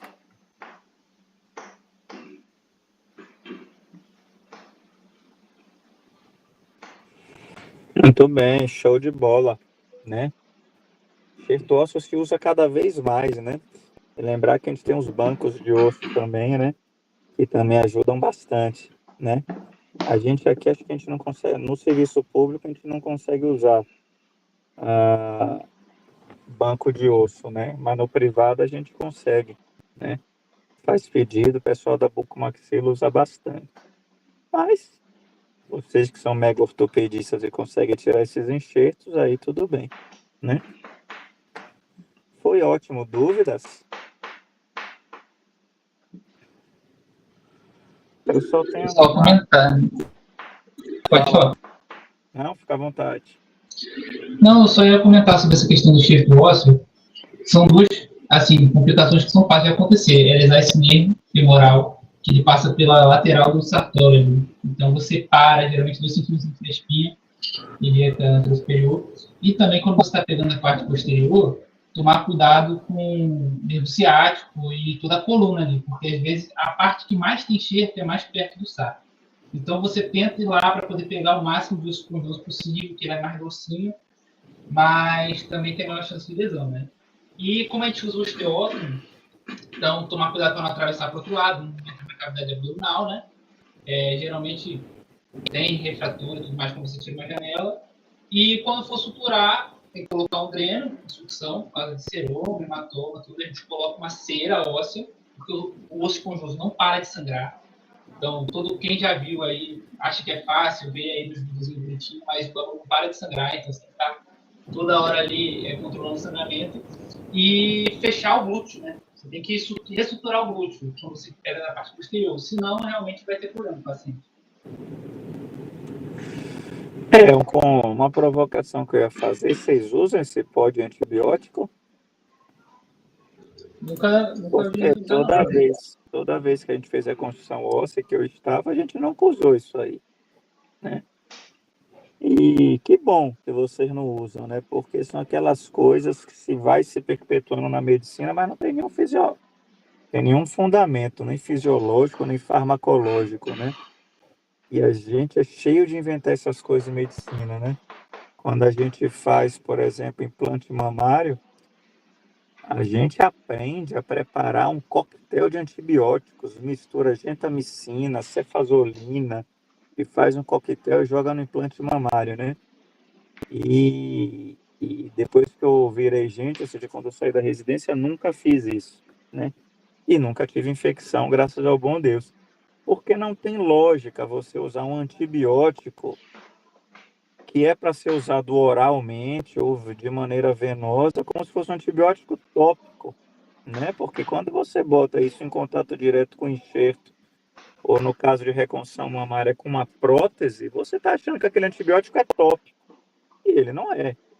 Ele tem uma série de substratos que fazem ele ser venoso oral, a questão da absorção dele. Não vai ter uma proteção tópica, a não ser que você passe uma pomada, né? que não é o caso. Então a gente tem que parar de usar essas coisas hipocraticamente, né? Mas que bom que a gente não usa. Eu nunca vi enxerto ósseo, mas implante é muito, muito, muito comum, né? O pessoal lava com PVPI, como se fosse prevenir alguma coisa, né?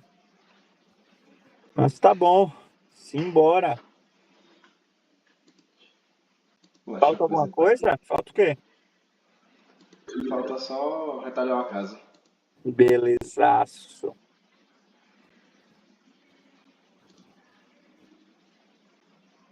Bom, vou tentar ser o mais breve possível aqui. Primeiramente, vou começar com um breve histórico, porque vai fazer sentido na hora que a gente for falar da funcionalidade do retalho ao acaso, também conhecido como retalho aleatório ou randomizado. Né? As primeiras elevações de pele e tecido subcutâneo, né, há muito tempo atrás que foram usadas, elas assumiam a forma de um retalho de padrão aleatório, basicamente porque você não tinha conhecimento da vascularização do local. Né? Então você sempre fazia essas transposições ali, essas elevações, só que com o tempo passaram a perceber que era precário na vascularização, porque acabava que você fazia o retalho e ele acabava morrendo. E com o passar do tempo foram identificando cada vez mais pedículos vasculares, e aí conheceram o inguinal, o pedioso dorsal, e começaram a incrementar, então acabou que o retalho ao acaso foi perdendo lugar, né? E praticamente também porque você consegue, ao identificar pedículos vasculares, você consegue ter dimensões maiores de tecido, que vai fazer sentido já já quando eu for explicar. Bom, basicamente, né, um retalho ao acaso, randomizado ou aleatório, é um retalho muscular que ele não tem um pedículo vascular definido. Né? Então, basicamente, como que ocorre a vascularização dele? É a partir do momento em que essas artérias musculocutâneas elas vão dando origem a ramos perfurantes, né? Vão se superficializando aqui na pele e principalmente no plexo subdermal, né? Vai dando origem. Só que quando a gente vai ver, acaba que é bem instintivo a gente perceber que um retalho que ele depende muito dessa vasculatura aqui, e querendo ou não, se a gente for olhar o calibre é bem menor, é um retalho que ele tende a ser muito localizado, né, e pouco utilizado para procedimentos à distância. Bom, outra definição bastante importante que a gente tem que fazer. Como eu falei, ele tem essa localização muito bem definida. Então ele está preso naquela microrregião. Então você tem que fazer uma incisão, né, ao redor. Geralmente o livro, né, os livros falam que você tem que fazer uma incisão como se fosse um quadrilátero. Você faz 3 incisões e deixa uma base fixa, justamente para você fazer só uma rotação desse retalho, né? E por ter essa dependência muito grande da vascularização, você tem que ter uma altura e uma largura.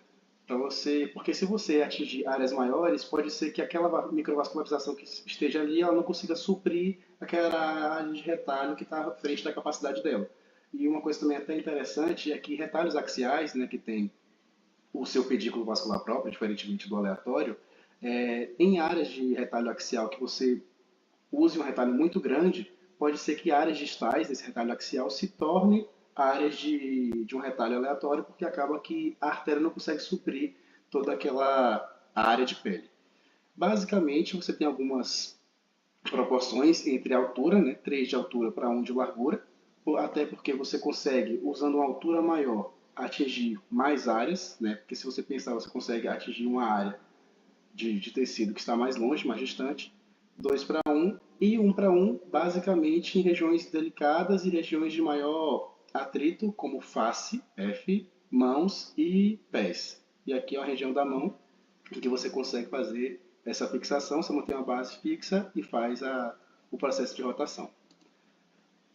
Quando o Essentials of Plastic, ele traz uma classificação, né, de McGregor e Morgan, quanto ao método de transferência. E vale a pena comentar porque é basicamente esse tipo de aplicabilidade que a gente tem. Né? Então a gente consegue fazer uma transferência por avanço, né, em que a gente deixa uma base fixa aqui e a gente movimenta o retalho diretamente até o defeito, né, sem fazer nenhum processo de lateralização ou movimentação lateral. E aí você pode fazer através de um pedículo único, né, com a parte de baixo fixa, e você eleva até o defeito ósseo, que é essa parte aqui mais escura, e defeito ósseo, perdão, defeito cutâneo, E você também pode fazer esse triângulo que você faz nas laterais, nos dois lados, para você aliviar a ponta de tensão, para não correr risco da pele lacerar aqui e faz, né, o fechamento primário aqui na região. Aqui é o chamado avanço em VY, né, que também chama como asa de gaivota, se não me engano, em que você faz esse V na pele e aí acaba que você leva essa área em região ao defeito e acaba que você sutura em Y, né, porque aqui vai ser tracionado, você faz essa sutura em Y, também bastante utilizado. Outro método também é a questão da transposição, em que você pode realizar, nessa primeira imagem onde está a seta, tiras, bilobulados e romboides. O romboide também é bastante utilizado, porque a gente tem que pensar que quando você vai suprir um defeito que está acima, você acaba levando uma pele que ela está fixa. Então, consequentemente, você gera um defeito cá embaixo, porque você leva para tampar um, só que fica outro. E a vantagem de você utilizar, principalmente o romboide, porque você faz uso de uma pele que é um pouco mais elástica, né, mais frouxa, por próprio processo de senilidade, e acaba que você consegue suprir esse segundo defeito que seria gerado, né? E, basicamente, o bilobulado e os romboides são variações, né, geométricas do retalho de tira, que aí você consegue usar em defeitos maiores que o de tira não coberia. E aqui, quando eu estava estudando, eu fiquei um pouco penando para conseguir entender, mas basicamente você leva o retalho para a região e a pele que vai sobrar aqui na ponta da seta você vai suturar com a ponta do retalho que vai sobrar. Outra parte também utilizada de transferência é a questão da rotação, né, que você faz esse arco e você leva o tecido em relação ao defeito, também fazendo, né, uma incisão retrógrada aqui e o triângulo para você poder aliviar a ponta de tensão na pele e facilitar com que não tenha essa laceração. Também tem um em ilha, né, que no caso da ilha você já não tem uma continuidade da pele, você leva apenas o segmento de pele interposto com o feixe neurovascular, né, você também tem a mobilidade de rotação. E também, além de classificar como uma forma de transferência, você tem quanto à forma, né, em que você pode usar a zetaplastia, que é muito útil para você meio que redirecionar uma cicatriz pré-existente, aliviar pontos de tensão, e você consegue meio que melhorar se a cicatriz estiver muito contrátil. Aí você faz 2 triângulos que compartilham de um lado em comum, e para poder tornar mais claro, pode perceber que aqui a gente está, né, uma angulação, e depois você vai horizontalizar. Então, basicamente, essa extremidade central que eles chamam, você horizontaliza, porque você faz essa incisão, deixa isso aberto, joga uma para um lado e outra para o outro e acaba deitando, né, fazendo um processo de horizontalização. Basicamente, a zetaplastia clássica, você incide a um ângulo de 60 graus e você consegue aumentar o comprimento dessa região em até 75%. Então, seria 1,75 vezes o comprimento que essa região tem. E tem, por último, né, a plástica em W, que é uma alternativa também não universal e tão útil quanto a zetaplastia, só que também é usual, principalmente quando você vai fazer esse processo de aliviar pontos de tensão, né? Só que você não consegue aumentar o comprimento da linha cicatricial. E você faz esses múltiplos triângulos que são congruentes, né, e se comunicam formando interdigitações. Bom, e diante de tudo isso a gente viu algumas aplicabilidades, só que a gente tem que entender quais são as desvantagens do retalho ao acaso. Porque ele é extremamente dependente da vascularização, então a gente já pode contrastar esse ponto com esse, a gente vai ter um arco de rotação muito limitado, porque é um retalho que ele tem que estar fixo, porque ele depende da vascularização que está ali. Então é muito mais fácil você deixar ele fixo e rotacionar, só que se você avançar demais e não respeitar o limite da altura dele, da altura e da largura, você pode perder o retalho muito facilmente. Ele evolui muito fácil para necrose e muito fácil para isquemia. Então acaba que é pouco vantajoso, né, e é basicamente utilizado nesses defeitos de pele, região da bochecha, região próxima do lábio também. Defeitos pequenos. E aqui foram algumas aplicações, né? Nesse caso aqui, a gente teve uma reconstrução de deformidade facial a partir de um retalho randomizado da região cervical, do músculo platisma, que é o chamado retalho de Tissot, que ele pode ser bipediculado, nesse caso aqui é um bipediculado, só que na imagem Mais à frente é um retalho unipediculado, que aí você vai depender do tamanho da perda de substância. Né? Esse paciente ele sofreu uma queimadura elétrica e apresentou lesão extensa e perda do lábio e da asa do nariz. Foi feito o retalho pediculado, bipediculado, e ele evoluiu com melhora da continência salivar, querendo ou não, uma reconstrução estética significativa e também da função para alimentação. Esse outro paciente aqui já perdeu o lábio superior e inferior do lado direito. Ele fez um retalho unipediculado por conta de um acidente automobilístico e ele evoluiu, né, por um ponto central de necrose, só que foi feita a comissuroplastia e ele apresentou melhora da continência salivar. E essa outra situação aqui eu achei muito interessante porque basicamente são pessoas que fazem mamoplastia, né, para colocar prótese, e aí acaba tendo exposição da prótese. E eu estava avaliando que epidemiologicamente você tem que mais de 50% das mulheres que são submetidas a esse procedimento e evoluem para uma exposição da prótese, elas não querem retirar o implante, apesar de saber das complicações. E aí você tem como fazer um retalho também randomizado para poder suprir essa falta. Você chega na região do sulco, né, submamilar aqui, e faz também pega um pedículo ou lateral ou medial, geralmente prefere o lateral porque você tem uma área mais elástica para você não gerar um ponto de tensão. Você pode fazer tanto em situações em que você não tem mastopexia, né, para fazer aquele lift de mama. Só que nesse caso aqui você pega o pedículo, também da mesma forma como no outro, você rotaciona para cima. E é muito estético porque fica abaixo do sulco, então é praticamente perceptível, tem boa elasticidade, tem boa espessura e também tem boa vascularização.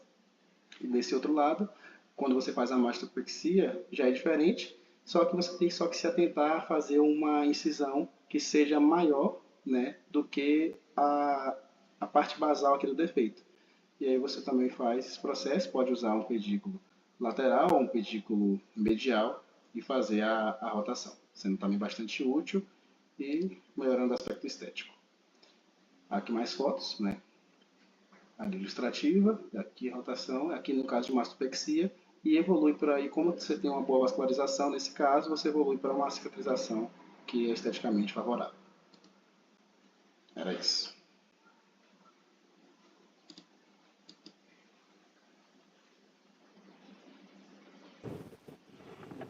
Ok, pessoas. Dúvidas de retalhos? Professor, deixa eu aproveitar para tirar dúvida daquele que a gente viu na semana passada, eu acho. Aquele temporocipital, ele vai ser um retalho ao acaso, né? Pedicular. Qual? Não lembro, não. Qual que a gente viu? Aquele da cabeça do senhorzinho. Ah, tá. Aquele é um retalho ao acaso.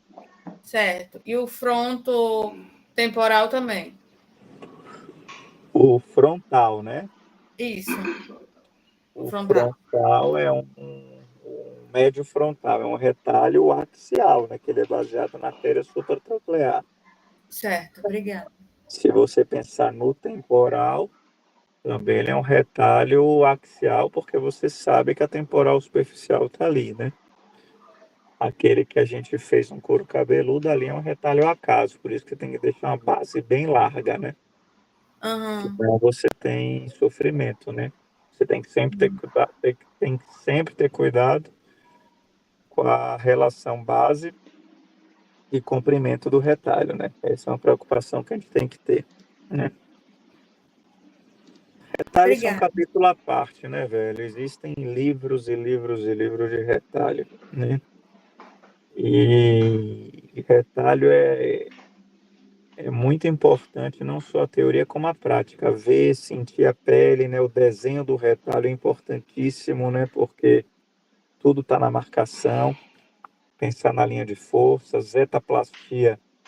Cara, a zetaplastia é uma coisa tão complicada, eu acho, porque assim, você lê no livro, você acha que você entendeu e na hora você não sabe fazer, né?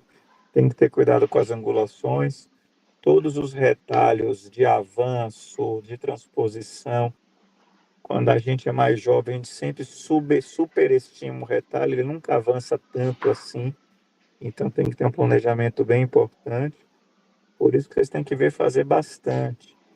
Eu estou até pensando, Marco, já que você é o chefe aí agora, de abrir para vocês o SEMAR pela manhã, quarta-feira pela manhã, que é onde eu faço só pequena cirurgia. Então tem muito retalhinho, muita exérese e a plástica, né? Então são só áreas nobres, né? Nariz, face, pálpebra, né? Então é bom para refinar esse ponto de vocês, para ficar, se vocês conseguirem ter a agressividade do ortopedista, a sutileza do plástico, vocês viram o cirurgião perfeito, né? Então dá para a gente tentar refinar esse ponto. Estou pensando nisso aí, Beleza. eu vou dar um feedback para vocês no curto prazo aí, tá? Tá bom. Agora, só antes que eu esqueça, esse retalhinho aí de mama, Gabriel, isso é viagem, cara. Isso é porque a gente publica tudo que a gente quer, né? É sabido na medicina. Se você tem uma exposição de prótese, você tem que tirar a prótese. Não tem outra possibilidade, porque quando você expõe uma prótese, e Júlia está vendo sequencialmente aí nas últimas semanas reconstrução mamária. Então, assim, quando você pega uma prótese, você tira a prótese, só uma pessoa manipula a prótese, só essa pessoa toca na prótese, você bota lá rapidinho, no ambiente todo limpo. Quando você tem uma deiscência, você já expôs essa prótese ao meio ambiente, ela já está no ambiente potencialmente contaminado. Você deixar um corpo estranho lá dentro é uma viagem, cara. Ainda mais uma cirurgia estética. Se você disser assim, é uma prótese de joelho que expôs, porra, mas é uma prótese de joelho, né? Qualquer tempo que você conseguir deixá-la lá é melhor do que você tirar. Não dá para tirar e ficar sem uma prótese de joelho, né? Agora o implante mamário, não, cara, tem que, se você botar para dentro, você sabe que essa prótese vai ter uma duração menor, vai ter uma chance de contratura maior. A gente sabe hoje que por menos estatístico que seja, a gente tem linfomas associados à cápsula de implante mamário. Então, a regra é clara, expôs implante, não tem jeito, tem que tirar, né? Mas o pessoal inventa, faz o que quer, publica o que quer, a gente escuta. Como diz minha avó, é melhor escutar que ser surdo, né? Mas isso aí, do ponto de vista, se essa paciente, por exemplo, tiver uma infecção nesse implante, por qualquer outra coisa, ou desenvolver uma síndrome ásia, que aí depois vocês vão estudar implante mamário, e botar a culpa no médico, ela ganha o processo, entendeu? Então, é meio viagem isso aí, mas o pessoal fecha mesmo. Do ponto de vista prático, eles fecham, mas não deveriam, né? Fala, Júlia. É uma dúvida, doutor. Uma vez eu acompanhei a doutora Yanga fazendo um retalho de. Foi baseado na orbicular da boca, Carapazic, alguma coisa assim. Era com K, assim, que ela acabou que foi por causa de câncer, né? Aí tirou. Carapatos. Alguma coisa assim. E aí eu queria saber em que ele entraria em qual, porque eu não consegui na hora entender, sabe? Como que ela rodou assim. Aí eu não sei qual classificação ele entraria. Olha, esse retalho a gente usa muito para reconstrução total de lábio, né? A gente faz bilateral e avança toda a face em bloco, né? Pele, subcutâneo, musculatura orbicular, tanto que ele traz complicações, né? Perda de sensibilidade na boca, um pouco de dificuldade de fechamento muscular, mas resolve, é um retalho ótimo, a gente usa bastante. Olha, ele é um retalho ao acaso, até onde eu sei, né? Você leva um bloco lá, acabou. Acho que com certeza porque não é baseado em orbicular de boca, nada disso. É um retalho ao acaso. Até dá uma checada depois, bota aí no Google, mas é quase certo que é um retalho ao acaso, né? A gente faz bastante isso aí, viu? Bastante. E é bom. Agora tem uma complicação importante que é a microstomia, né? Isso é fato que vai acontecer. Mas o cara, para ter um câncer que pegou a boca inteira, então aí ele tem que entender que não vai ficar 100%, né? Agora, esse retalho de platismo é horroroso, né, velho? Horroroso, horroroso, assim. É fácil ser engenheiro de obra pronta, né? Mas Nunca fiz retalho de platisma para reconstrução total de lábio, porque existem outras técnicas de rodar tecidos locais, né? Seria uma atitude muito drástica, assim. Mas existe esse retalho, eu acho muito feio.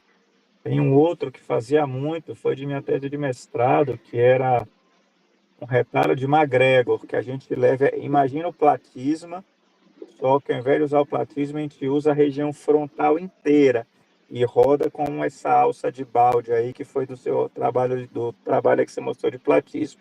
Só que você roda inteira a região frontal, deixa pediculado nas zonas temporais para ter a circulação da temporal e você joga para reconstrução de lábio também, né? Fecha o buraco, mas também ficou horroroso, entendeu? Você tem que enxertar a região frontal, né? Então são retalhos muito drásticos assim. Mas quanto mais espadas na cintura, melhor, né? Mais dúvidas, personas? Eu vou só apresentar aqui, galera, só os 3 casinhos pra gente, rapidinho, mostrando um pouco o que a gente vê hoje. Eu acho que hoje é a aula mais importante, se não for a mais importante, está no top 3, porque são os retalhos que a gente mais vê no dia a dia e são os enxerto ósseo que a gente faz praticamente toda semana. Então, aqui, só para mostrar para vocês que a gente fez esse sinal nessa criança, que ela tinha essa contratura aqui. Eu acho que foi por conta de uma queimadura, mas eu não tenho certeza. Eu não lembro exatamente por que ela tinha isso aqui. E aí foi feito o desbridamento, a gente levantou o retalho inguinal e deixou ele pediculado, né? Fez um tubo e deixou pediculado. Aí depois de 15 dias, 21 dias, a gente conseguiu seccionar isso aqui. Agora eu não tenho foto do pós, até cheguei a pedir para o Alex, mas eu acho que não tinha também. Mas funcionou, a gente conseguiu cobrir. Outra coisa aqui é o gastrocnêmio que a gente utilizou, que eu já apresentei para vocês.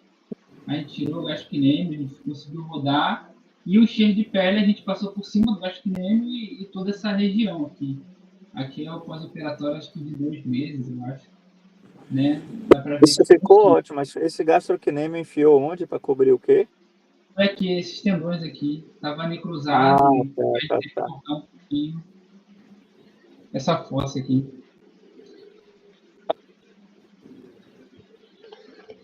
Outro caso também foi um que a gente perdeu o retalho microcirúrgico, como o Dr. Bruno falou, hoje em dia a gente usa o elevador, né, não usa tanto mais a escada, então a gente foi direto para o retalho microcirúrgico, que era a melhor opção aqui, até para a recuperação óssea dessa paciente, mas infelizmente foi a da coxa.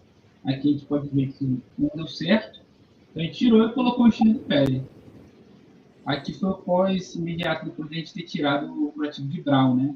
Essa paciente evoluiu bem, mas eu também não tenho foto do pós. Aqui mostrando para vocês, né, como é que a gente quer o enxerto ósseo, a gente tira da cristelia, né, o preferido. Tem outros lugares, mas a cristelia é onde você consegue uma maior quantidade de enxerto, né, com menor índice de complicações. E você consegue fazer isso, por exemplo, numa posição tão estranha assim, né? Você consegue tanto o paciente dorsal quanto o paciente decúbito lateral. E a gente tenta deixar ele mais estruturado possível para aumentar a superfície de contato, aumentar as propriedades, a liberação das osteogêneses aqui, né, acho que o Fábio falou. E aqui como é que fica, né? A gente colocou tanto a fíbula, né, no úmero, quanto o enxerto ósseo. Então, a gente consegue ver aqui colocado na tíbia, né? Mas aqui no raio-x também a gente consegue ver como é que a gente consegue amassar tudo lá dentro para virar uma maçaroca só e depois ter a reconstrução desse osso aqui. Aqui só para mostrar um sural que a gente fez no paciente que não deu certo, né? Eu não tenho, acho que depois a gente fez um enxerto de pele aqui nessa parte, não lembro exatamente o que a gente fez, mas ele tirou aqui da parte posterior, teve que colocar um enxerto de pele na parte posterior, para poder retirar o sural. A gente passou por um túnel, mas acabou que ficou bem congesto e a gente teve que tirar. E eu acho que é isso. Só os casos que eu queria mostrar para vocês.